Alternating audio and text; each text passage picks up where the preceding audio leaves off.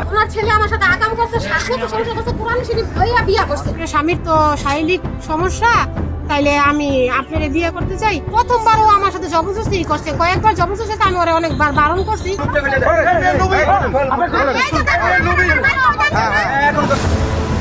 একটি সংসার একটি অসম্পূর্ণ সম্পর্ক, আর সেই শূন্যতার সুযোগ নিয়ে জন্ম নেয় এক নিষিদ্ধ সম্পর্ক। স্বামীর ঐক্য ক্ষমতা, একাধিত্ব আর মানসিক চাহিদা সব মিলিয়ে ধীরে ধীরে ভেঙে পড়েন এই নারী। আর সেই ভাঙনের মাঝে প্রবেশ করে এক যুবক, যে পার হয়ে উঠে ভালোবাসা আর সর্বনাশের কারণ।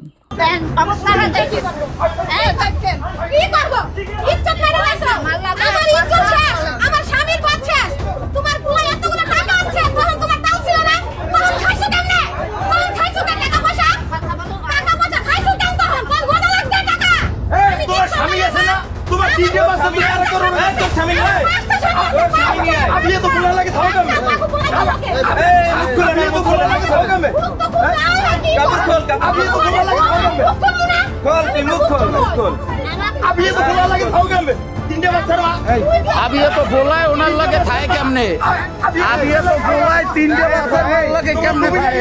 अरे ना खोल ना मैं अटका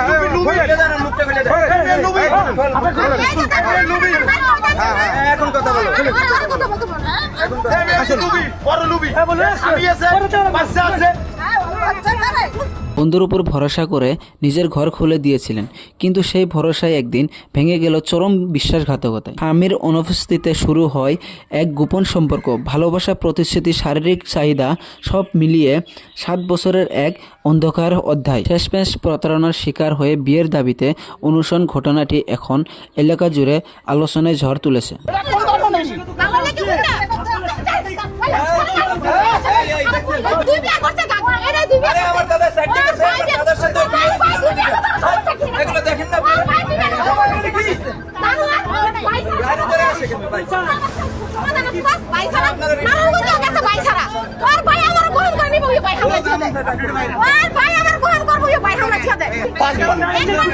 अरे 5 बार टाइने 6 पट्टा टाइने खुले आलाई सीधे आलाई मिनिमम 5 बार।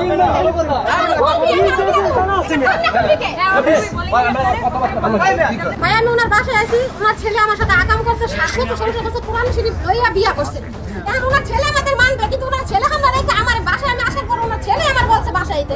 এখন ওনারা আমার মারধর করে বকা মোটা টাইনা মাইনা খুললে মিলে একসাথে করে লাইছে।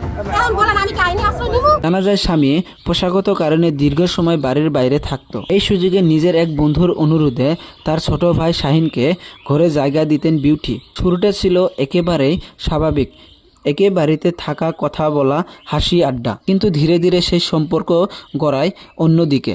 এক সময় তারা জড়িয়ে পড়েন পরক্রিয়ায়। স্বামীর অনুপস্থিতিতে ঘরের ভিতরে একাধিকবার শারীরিক সম্পর্কে জড়ান তারা। এভাবেই চলতে থাকে দিনের পর দিন, মাসের পর মাস। শেষমেশ সেই সম্পর্ক টিকে যায় প্রায় 7 বছর।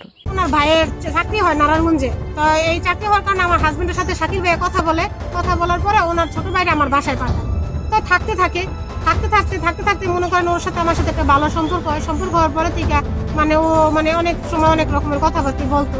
তারপরে শেষমেশ আমি ওর সাথে ও আমার বিয়ের একটা আশ্বাস দেয়, যাতে আপনার স্বামীর তো শারীরিক সমস্যা, তাইলে আমি আপনার বিয়ে করতে চাই, তুমি যদি পারো আমার ব্যবসা বাণিজ্য করা একটু উঠাও, তারপর আমরা একটা সেটেল হয়ে যাবো। এইভাবে আমার অনেক রকম কথা বললা। যত টাকা পয়সা আছে ভাই আমার কাছ থেকে সবই নিছে, যত টাকা পয়সা আছে সব নিছে। 6 গয়না, আপনার ওই একটা বাইক, একটা ইনফিনিক্স ফোন।